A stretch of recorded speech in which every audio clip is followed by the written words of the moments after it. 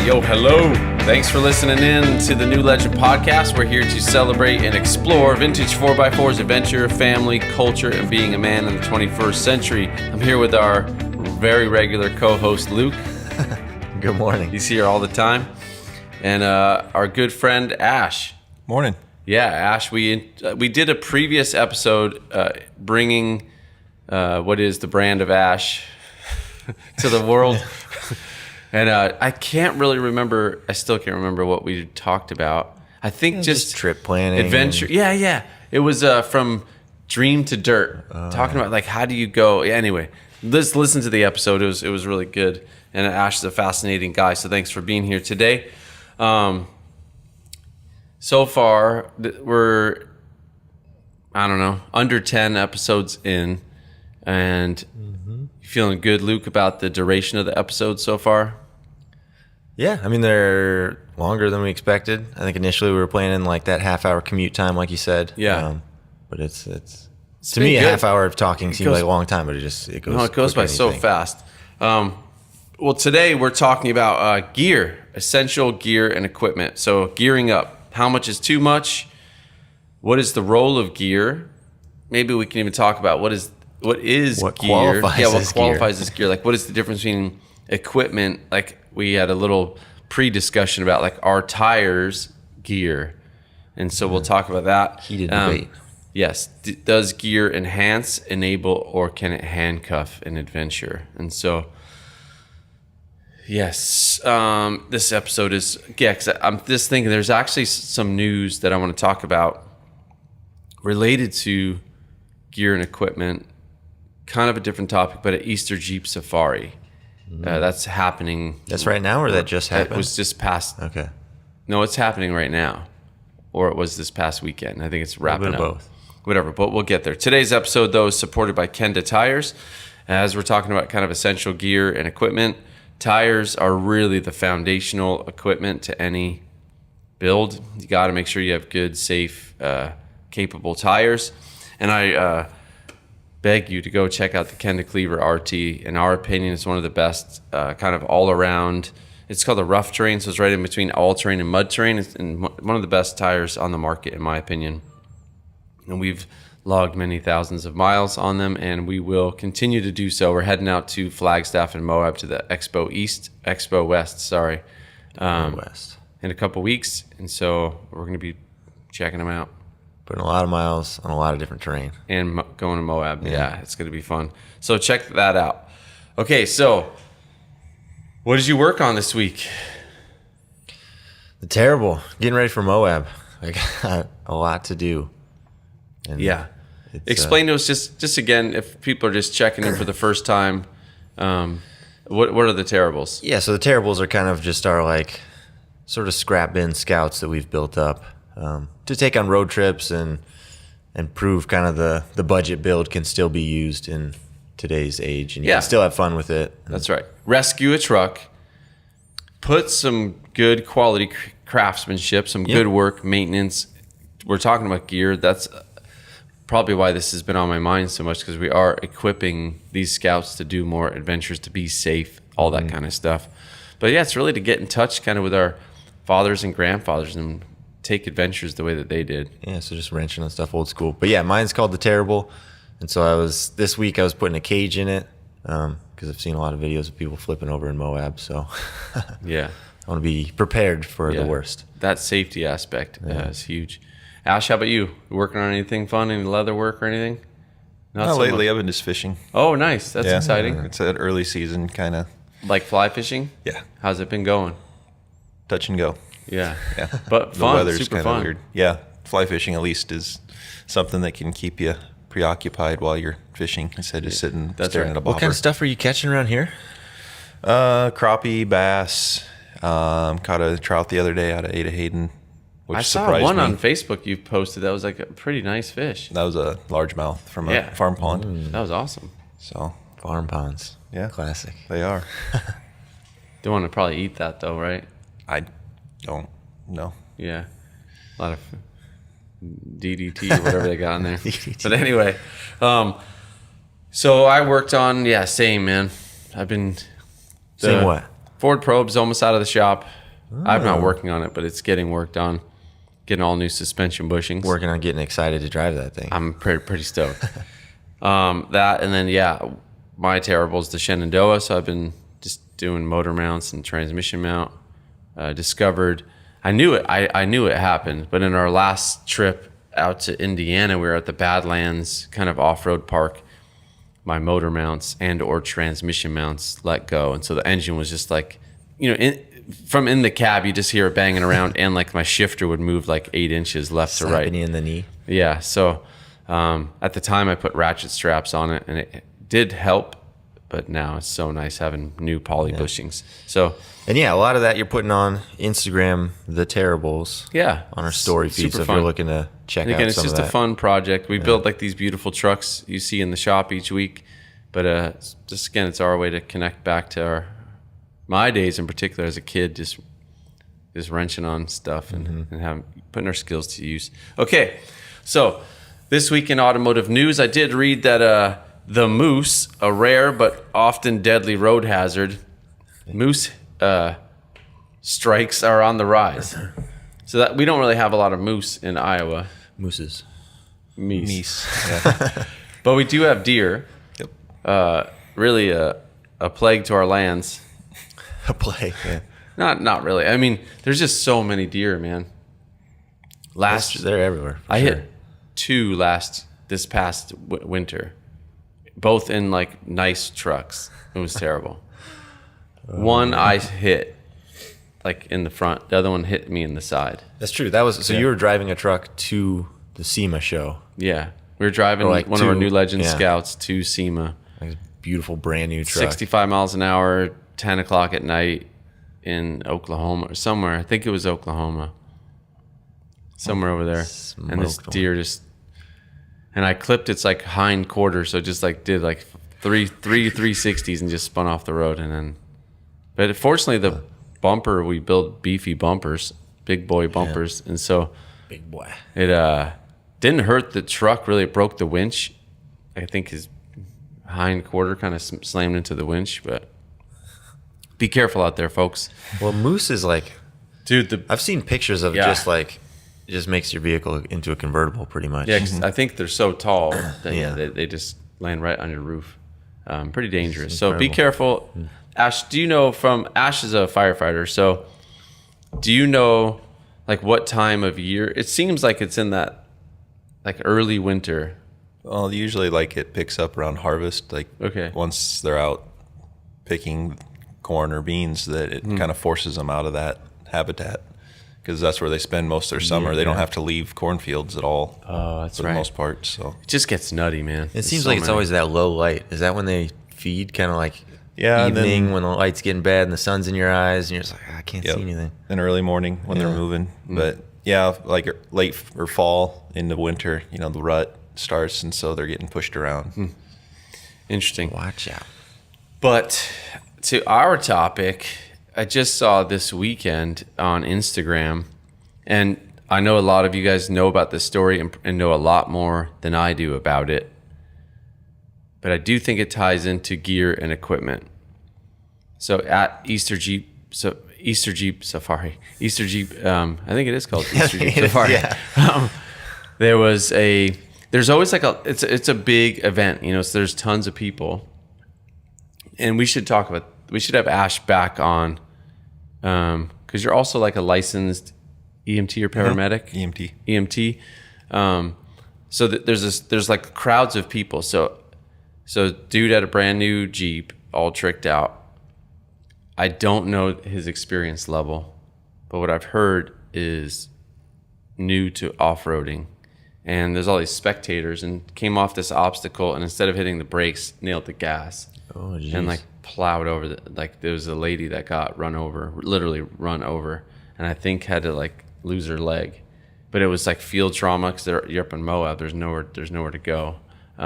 So the necessity of first aid, because that's something that's very easy to be lulled into a sense of security, like it's never going to happen to me. So that's something on this trip that we're going to beef up in our kit. And you get just like in your daily life, you're just like, I just call 911. But if you're out, that's right. who knows. And that's where. one thing I appreciate so much. Again, a different topic, but about the Overland Expo is a lot of their clinics and things that happen at the expo are training. They have like training opportunities for basic first aid, first responder, like those kinds of things. And so, but anyway, my point to the gear and equipment is you can essentially buy your way into a very capable vehicle that is beyond your capability as a driver. And so I think that's probably a different, it's kind of in this episode because it's kind of related to gear and equipment, but a little different. Because like if you take a truck, if you take a bone stock Scout or a bone stock FJ40 or an FJ80, you have to learn how to drive. Because it's like you got to pick the right line, you got small tires. But if you go out and buy a Jeep that's locked front and rear, you put some 35s, 37-inch tires, a lift, that thing is extremely capable. And you almost don't have to learn how to drive technically. Well, yeah, it's interesting because with any kind of progression, there's a learning curve that comes with it. Right. So if you just like jump to the end, like I want to be in the big boy league, it's like, you're not ready for that. That's right. Huh. So I don't know. But anyway, so what we're going to talk about today is gearing up. How can equipment enable, equip, or enhance our adventures, specifically vehicle-based adventures? So, and I'm sure we have different perspectives around the table. Ash, you come from like more of a the bulk of your experience adventuring is on a motorcycle. Yep. So that's why I wanted Ash to be here, because it's a unique perspective on gear because you don't have any space. Right. Right. So that's cool. So let's talk at the most basic elemental level. You're going to travel. What is the gear you need? It's kind of a trick question. Just essential kit, you're saying? Yeah. That depends, yeah.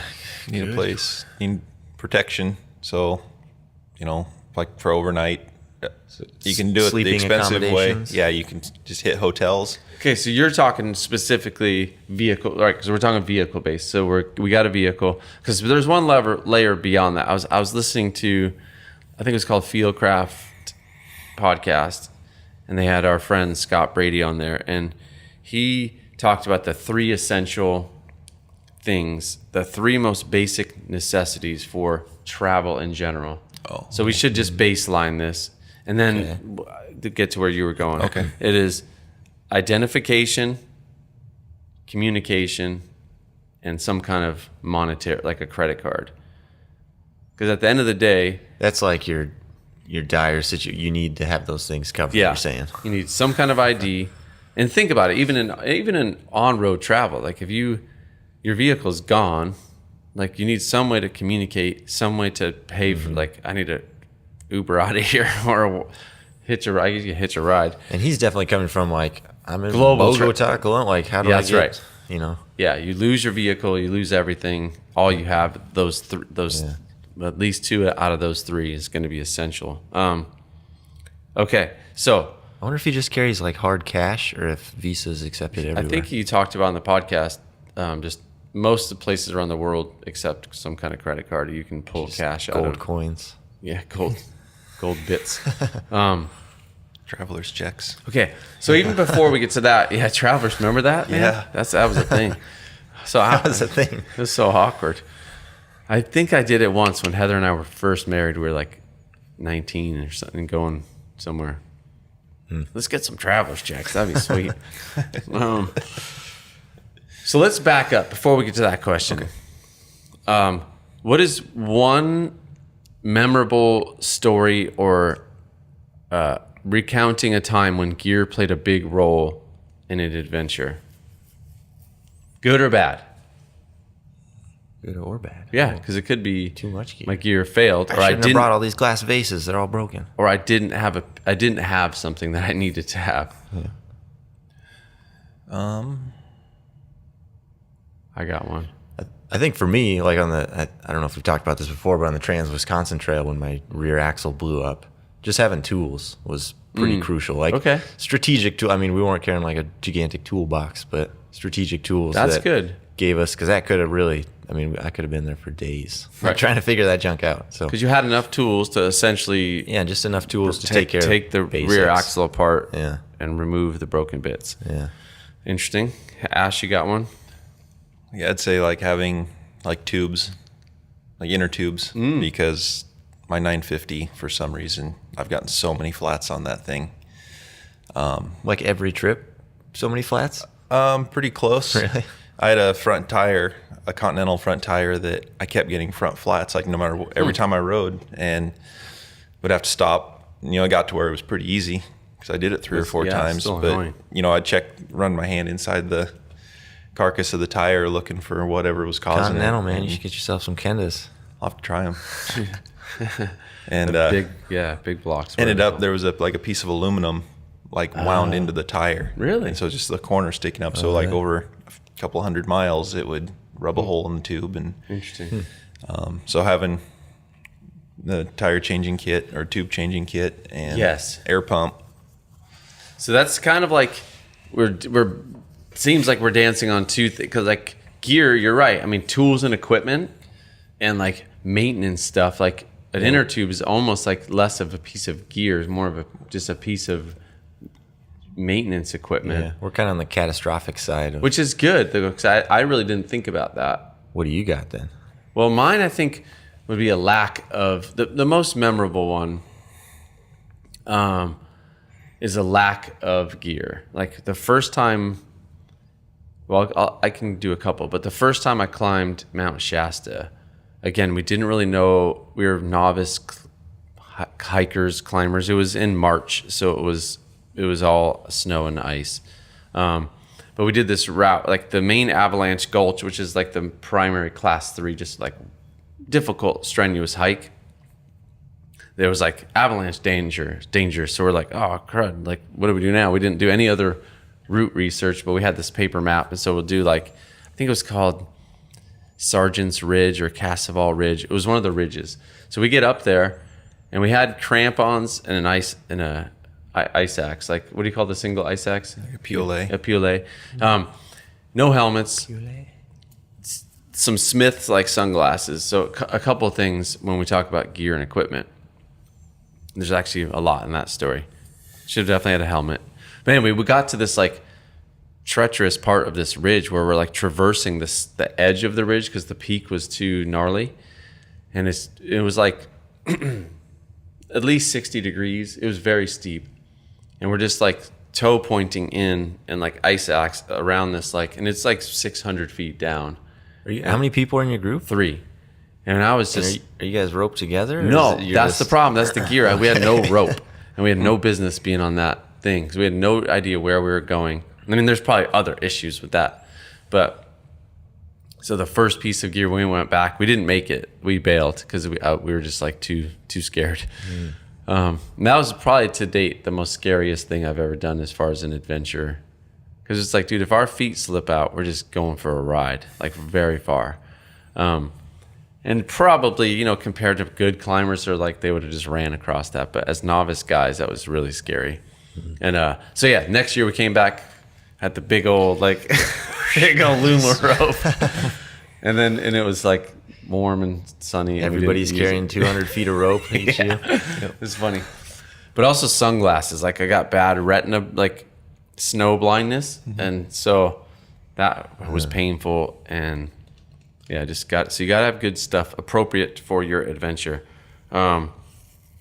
Wheeling, I'm trying to think of just like Rubicon Trail. Yeah, it's mostly, for my experience, most of it's been, but that was like rock crawling, like where you trailer your scout up to striking distance. Maybe you drive a half hour to the trailhead. And it was like I should have had better tools or more replacement parts, like an inner tube, that kind of stuff. So, well, let's talk about that. So, like, let's identify what we're talking about. What is gear? For the purpose of this conversation, we can go into we should do an episode about like essential tools and like replacement parts. Yeah. How would you just most simply define gear? In the context of taking trips. It seems like gear is just everything you're using to interact with your scenario in your situation to me. Yeah. It's just everything, pretty much. So very generic, but let's kind of list it out. Like, so in your basic kit and your bike, you're going for a 2 or 3 day trip. Yep. What's the basics? Making sure, to me, like the gear side is like the stuff you need to live day to day. Okay. And then That's the other helpful. side being like, your tools, maintenance equipment, so you're not stuck on the side of the road. You try to be self-sufficient. Yep. And be able to work on your own stuff. So yeah, like the first thing that would go in is like tent, sleeping bag. Just where am I going to stay? Am I going to hit hotels? Am I going to try to just find a campground? Right. Yeah. But even if you like, let's say it, like let's say you had a couple hotels planned, but you were going on an adventure trip back in the backcountry. Yeah. Will you still bring that tent and something? We plan out case? the days, like when we've done like the Trans-Wisconsin, we've used a hotel in like Prairie du Chien, like either on the way up, depending on the weather. Like the first year it was raining the entire time, so we did use hotels because like we have to find somewhere to be able to dry out. Well, that's another thing that you would like in vehicle, like trucks, you don't have to worry about as much, but like rain gear. Yeah. That's an essential part of your kit. And that stays on the bike most of the time. Yeah. In one of the bags. So think about that, because like you don't have to have that.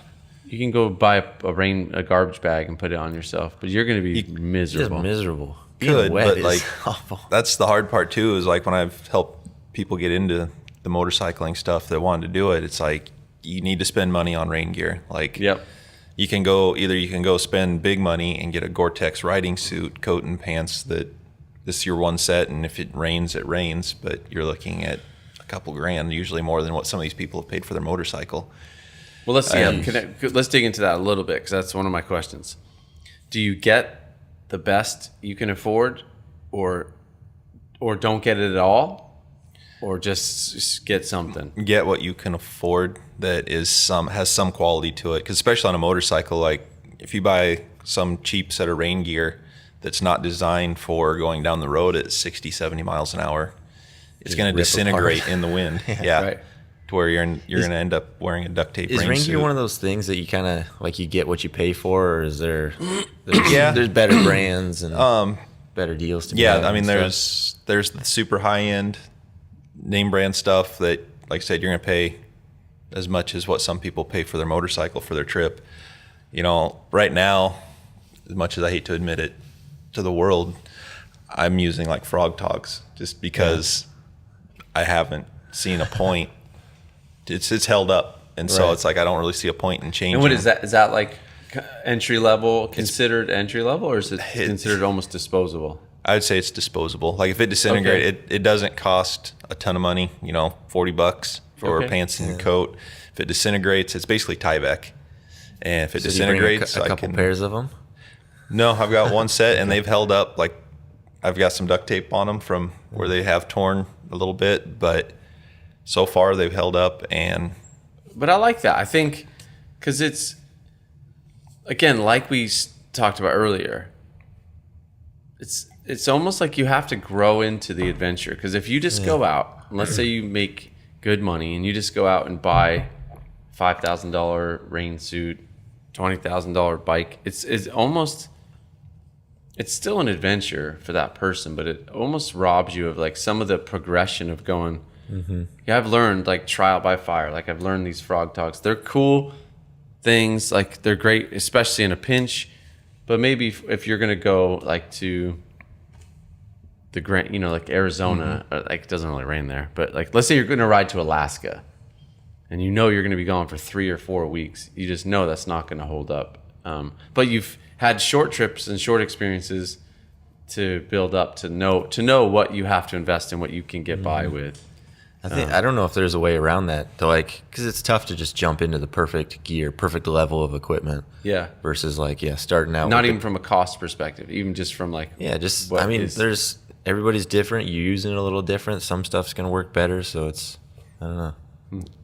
And Yeah, and the nice thing is, like in the motorcycle industry, there are companies starting to step up and provide kind of that medium level. Because is there a lot of like just expense? It's like super expensive stuff. Yeah, and I don't want to throw any names out there, but like a buddy of mine, he does buy the top end stuff, and at a discount, his latest set of riding gear was over $2,000. Yeah, and Jeez. Which you can look at it like, I'm not saying it's not worth it. That's right. But like for me, coming from like doing the mountaineering stuff and the climbing, I layer. And so majority of the time it's not raining when we're riding, or we hope it isn't. That's right. And so I'm wearing more breathable stuff, and then I can just put that rain layer on when I need it. Well, I think though, but that comes from exactly what we're talking about, a lot of experience of going, I know what I need for what I'm trying to do. And because of that system of going, hey, I'm going to layer, I'm not going to wear, because I'm sure the other system, which comes down to the point of maybe the closer point of what we're talking about, is just research and experience and research and talking to other people. Yep. Because every manufacturer has a different way of trying to solve problems. And they may say like, our rain gear, like you just never take it off. You wear it in dry weather, you wear it in because it's the full system. It's waterproof, breathable, but it's also your armor. And on a motorcycle, that's a big deal, because if you fall off, you want to survive. That's right. Falling off. And so, which is another it is like that is also gear, but there's maybe a third category. So you have tools and equipment, maintenance stuff. Yep. You have things that just enable day-to-day living, but then you have safety stuff, which is almost a different but essential. I mean, very essential, like a first aid kit, a helmet, like basic stuff. Where would you guys put communications? A necessary evil. Yeah, because we run the group I ride with. We're using like a Senna brand, like the Bluetooth connection. A lot of times they cause way more headache, and not because it's a bad piece of equipment. It's just when we try to link everybody together, there's a lot of mornings that it's like, if we just threw these things in the garbage, the moods would be much better, because we're standing there for 20 minutes. We're trying to get on the road, and we're standing there trying to figure it out for 20 minutes how to link four of these things up. That's the dual-edged sword of gear. Yeah. It's like, does it enable or enhance? Like that's how I go all the time. Or what was your handcuff? Or handcuff the adventure to go like, this is, I hate the, because then you have it, and you feel like just because we have it, we have to use it. Yeah. But then you're just like so frustrated, like, these stupid things. Because I mean, one thing for us, like, we have not had communications. Like we tried CBs, didn't work for us. I don't know how to use a CB. We bought some handhelds, didn't really work for us. So we're super excited. We just got connected with the guys and gals out at Midland Radio, and they have some really cool these GMRS systems, which are like, so I know scratch the basics. CB's like the Max Citizens Band. Nice, good pull. All right. Thank you.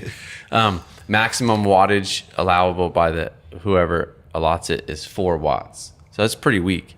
But these GMRS systems are up to 50 watts, which roughly works out to miles, like 50 miles. So super stoked to have those, because we've not been able to communicate. So it's like cell phones, and if we're in an area with no cell phones, you pull over. And that's where a simple piece of gear is going to really help us. We don't have to worry about, because on a motorcycle, you have hands free, right? So that's part of the syncing issue. Yeah, and so trying to get, 2 people is really easy. 3 people takes a little less time. 4 is a nightmare on those. But we view it as, when we got them, even riding around here, just going up on the Dragoon Trail or something, it's a huge safety thing for us, because the lead person can say, hey, there's a car coming. Right. Especially out on gravel roads where these cars aren't expecting to see motorcycles. And you're clipping at a decent, like, you're not going, it's not like rock trail driving where you're going 4 miles an hour. Yeah, if we don't 40, 45 miles an hour. That can happen fast. But I know we've had it where we're cruising around in a trail, and then all of a sudden it's like, where'd Ben go? He was just behind it. You can't see. It's just a cloud of dust. And it turns out, and we run into that, where people get so spread out. You have basically a mile of line of sight communication. And so you start getting into hilly country and people start backing off to get it, so they're not eating dust the whole time, and suddenly you lose them. So communication's a plus. Like that's, but it is like, I see in your situation how it could be annoying. So we had our 3 categories emerge. We have tools and equipment and replacement parts. We have gear that enables day-to-day life, and we have safety, first aid, kind of safe, life-saving stuff. Where would you put like recovery gear? And adventure bikes, do you use recovery gear? Like, will you have like a strap, like a kinetic rope or anything? Yeah, I've just got like a 1-inch webbing, like 25 feet, 30 feet of it. Okay.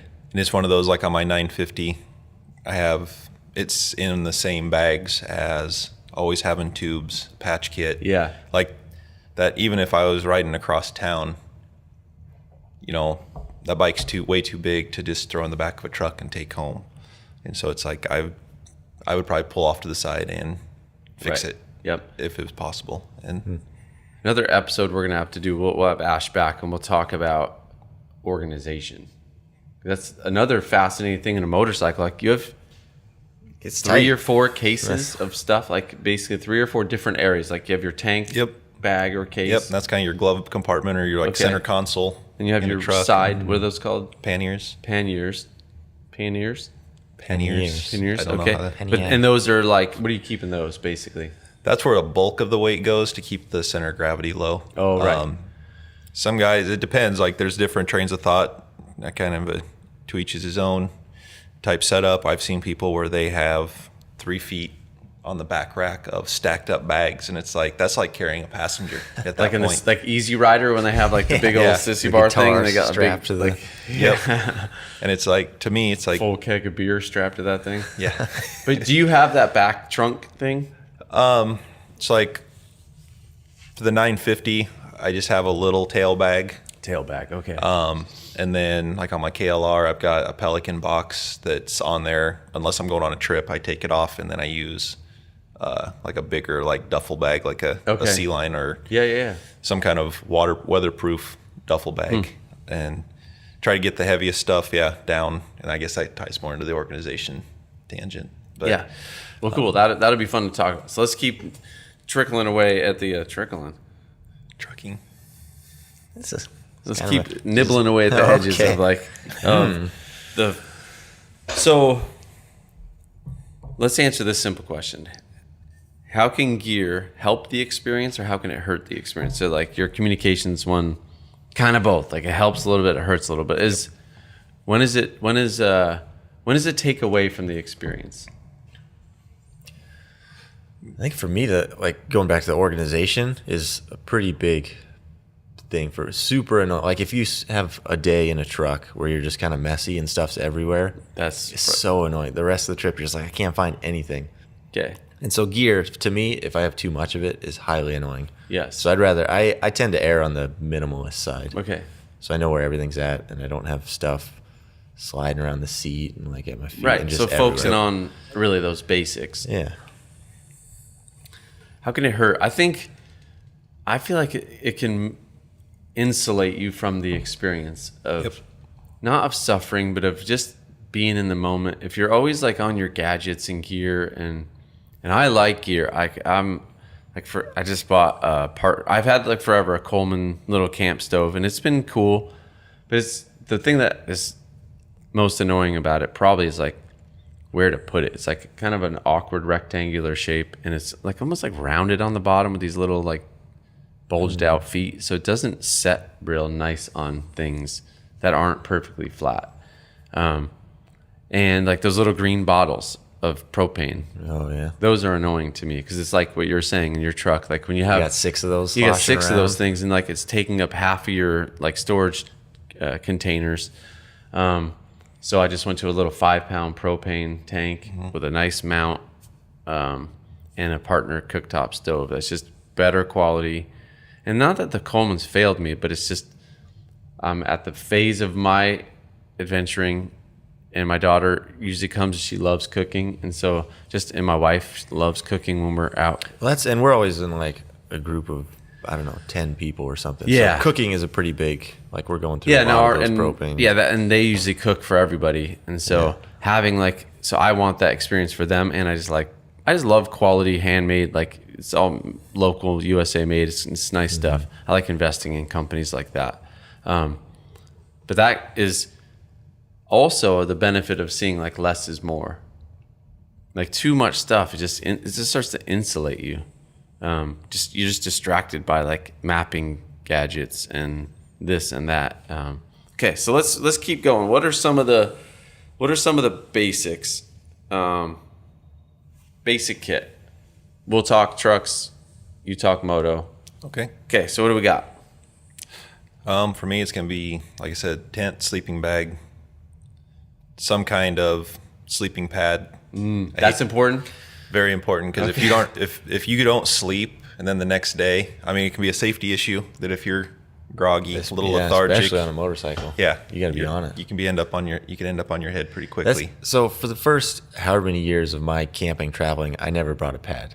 I was always just like the ground, just a man of the earth, just lay out a sleeping bag and be on the ground. And then I realized how delightful it is to have a pad. Like you're so much warmer. Oh. It's way more comfortable. Your spine's not like digging into rocks. Let's just like, you guys are in your 30s, right? Well, I think there's a bit of a difference. You're still in your 20s, right? 20s, yeah. Oh, okay. Yeah. 29? Okay, so you're knocking on 40. Okay, so and I'm 45. And I've found like my tolerance I'm like Luke, not really a man of the earth, but just like I'll sleep on a concrete floor. I don't care. Just like, because my dad, like, he never used a pillow, like, for his whole life. Just grab his shoe. Just, I don't know, like, he's in the Marines. Like, I don't know if it was just, like, whatever he grew up as. I was like, I don't need any of that garbage. But, dude, it's so nice. It's nice. But like Ash said, you go on these trips and, like, day 2 or 3, you're just suffering every night. It's like, I didn't sleep. I slept, like, an hour last night. And you're just tossing and turning. So the older I've gotten, like, I'm like, I don't care. I'm buying the best sleeping pad I can possibly get. A good sleeping bag. But yeah, like I've gotten to that point of I can't sleep on the ground hardly at all. Like wake up in pain. Yeah. And just old injuries like to find you when you lay on the ground. But yeah, I have been amazed. I was the same way, resistant to any creature comforts. Yeah. Like I don't need that. I'm tough. Yeah. And yeah, I got like the Thermarest cot, and that's what you use now? It's like a cot. Okay. Yeah. Okay. So it's the ultralight cot that gets you off the ground, which in cold weather, you got to account for having. Now, do you also have a sleeping pad on top of the cot or just the cot? Summertime, no. It's kind of nice that you actually sleep a little cooler. But yeah, fall, I would probably bring a Thermarest of some kind, either a foam mat or something, and a pillow. A pillow is essential. That's more important than like your sleeping pad. And that's something as well. Like, so when I graduated to a pad, okay, I give up. A pad is nice. And the pad's really funny. Almost correlating with my age is like they just keep getting thicker and thicker. Like, well, and technology has improved sleeping pads in the last 5 to 10 years. Like, yes, where when I started, like, it's huge. Late 90s, a Thermarest foam pad was like the best you could get, and then they had their little 1-inch foam pad, and now like Big Agnes, Nemo, all those places. I'm excited for like Nemo has this. It's called the Nomad. It's like a 6-inch pad. I'm super pumped on it. And actually, like just another side note. I know we're getting close to the end, but for my wife, gear has played an essential role. She didn't grow up roughing it. She's kind of like, why would I want to be uncomfortable and miserable? Her family kind of grew up more hoteling than like out backpacking. And so for her to enjoy the adventure has been largely predicated on me investing in some decent gear. Like a Nemo, what is their shower called? Good question. Oh, man, sorry. They do have that amazing like air pressure. Yeah, so it's like they have this air pressure like water tank that like has a shower. Nice. The Helio. Yeah, so that single addition made my wife like, oh, I can shower. For her, it's important to shower every day. So I'd boil water, like fill it up halfway with the cool water wherever just from my water tank. Another piece of gear, but also a necessity, water. which I'm curious about bikes, how you carry water. But fill that pup halfway, and then I top it off with like boiling water, and do just a game changer. Comfortable sleeping situation. So yeah, that's great. So I didn't even have that on my list, but but sleeping comfort. Yeah. Because if you don't, everyone's human, man. We all have if you don't sleep, you're going to erode. Your attitude's going to go down. Yep. You can read any survival book, and that's the thing they tell you. That's like the number one thing is you need to be able to get 6 hours of sleep every night to survive. Yeah. Okay, so let's keep clicking away. So we had sleeping accommodations. That's interesting that's first on your list. That's probably first on my list. Wow. And Tent, then there's some kind of shelter. Because you can sleep outside, but if it's raining, dude. And again, that's different with like a truck. Again, I sleep in the back of my truck a lot, which is open. So, what do you mean? Your truck is open, like you don't have like the terrible. Well, yeah. So in the terrible, I have slept in the back, like lay a tarp over the back, and that's kind of suspect. But okay, so my baseline was a little different, and it's fine. But I said good tires, a well-maintained rig, or a well-maintained. That's not really gear. That's it is a piece of the truck itself, or the bike itself is a piece of gear, and you can have a really terrible one or a good one. So I don't like the KLR, the 950. They're huge price break difference, price range, but like equal fun can be had in either one. But maintenance and just a good baseline, they call it kind of stage 0 of upgrade, is like this the basic good condition. Okay, so then we got those two. Sleeping situation, some kind of shelter. I think hygiene is pretty showering, brushing, whatever. Just because like if you forget your toothbrush or toothpaste, like you just got those tooth sweaters for the rest of the trip. I honestly can't go to bed without brushing my teeth. Like, it doesn't feel. I just lay there. I'm like, oh, this doesn't feel right. I gotta go do this. Yeah. Okay, now how about, because we're dancing around like different things. Like I said, a jack. Some way to change a tire, or like in your case, some way to change a tube, or like, those, what do they call, like, not tire irons, but they're tire spoons. Yeah. Recovery basics. You need some way to, like, whether a winch, I think is an option, but some sort of tow strap, some way to safely attach that tow strap to your vehicle, to a frame mounted, like a clevis mount or shackle, some solid tow point. How about some kind of map? Navigation. Is a map a piece of gear? Or is that just? I think so. That's just a thing. No, but I think mapping software like a GPS or something like that could be geary. Like you can go nuts on like navigation equipment. But I'm talking just basic. You should still carry a paper map in case the GPS equipment that you have, or your whatever navigational technology you're using, because listen, fails. Man, I've had just like straight up Apple Maps, and I'm lost because it doesn't work. It does not reliable. So that's also something I've been learning a lot. Because that, again, coming to my defense, and guys like me, coming from a rock crawling background, you're going to the Rubicon Trail. It's very clearly delineated. Like, I'm going to stay on the trail.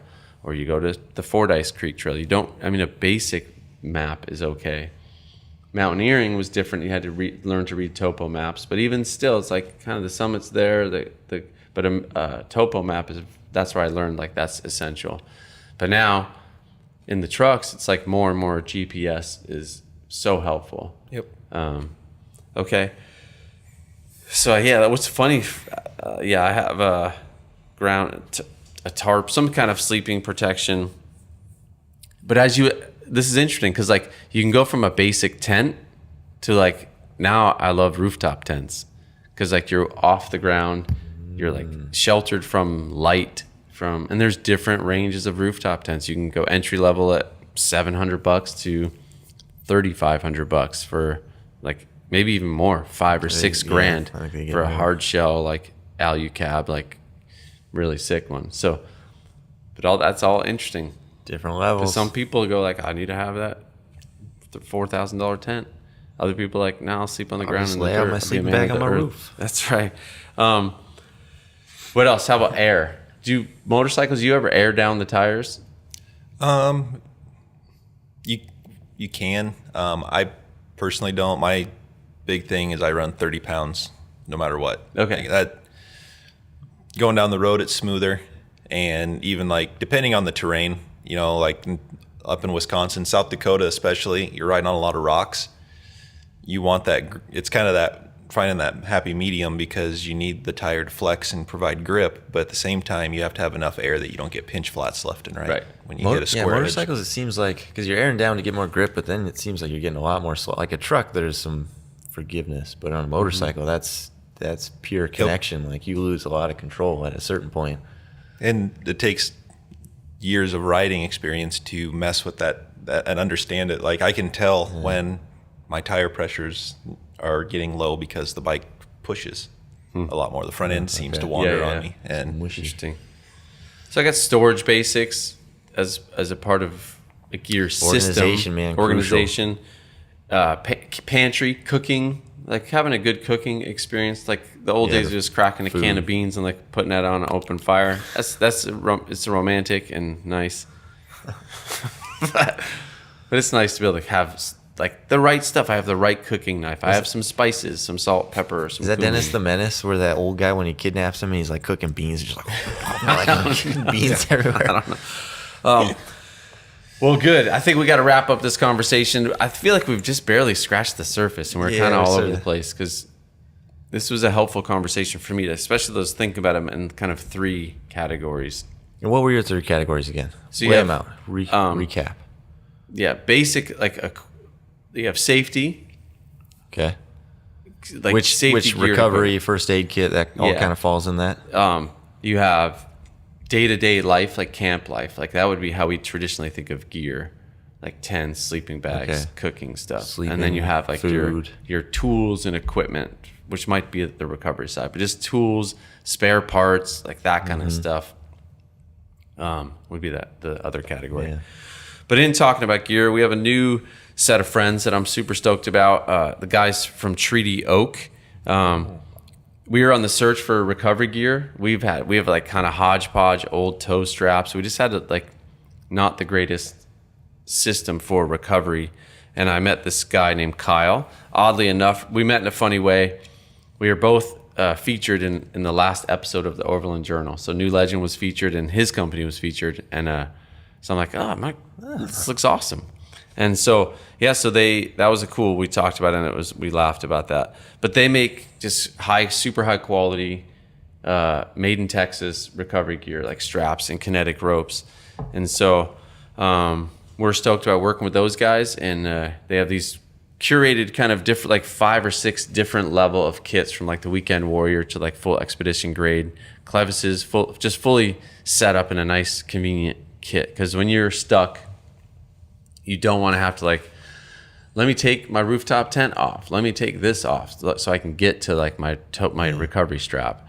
So they have nice bags that are just convenient and all put together and organized. And we can talk about that more too. So anyway, we got to do a episode 2 on this because there's like gloves and breaking down further into what's included in those categories. What's cool with the brand partners we have is they're experts in their field. And so Kyle's actually going to come on the show and just talk to us about the difference between when do you want to use a kinetic rope, when do you want to use a strap, a recovery strap that's static, when do you want to use... And I know there's a lot of like metal shackles versus the soft shackles. Each exactly. Like the whole soft shackle is like a brand new thing. That's super cool.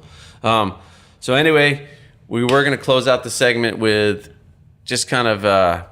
essential stuff for the modern man. Like what should a modern man have on his person at all times besides recovery?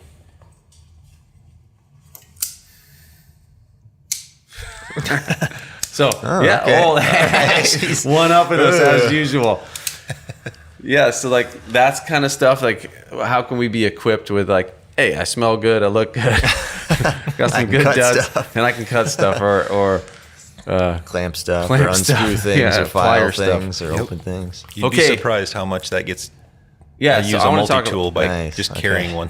Yes. And remembering that I have it. That's awesome. So let's talk about that again on a future episode. So Ash, thank you for being here. Really fun. Time went by fast. Thanks Luke, for having me. As always, thank you. As always. Keep it regular. And thank you for listening, and we'll talk to you next time. So word of the day, go hug somebody. All right. Just spread some love, man. We need it. Okay, see ya. Yeah.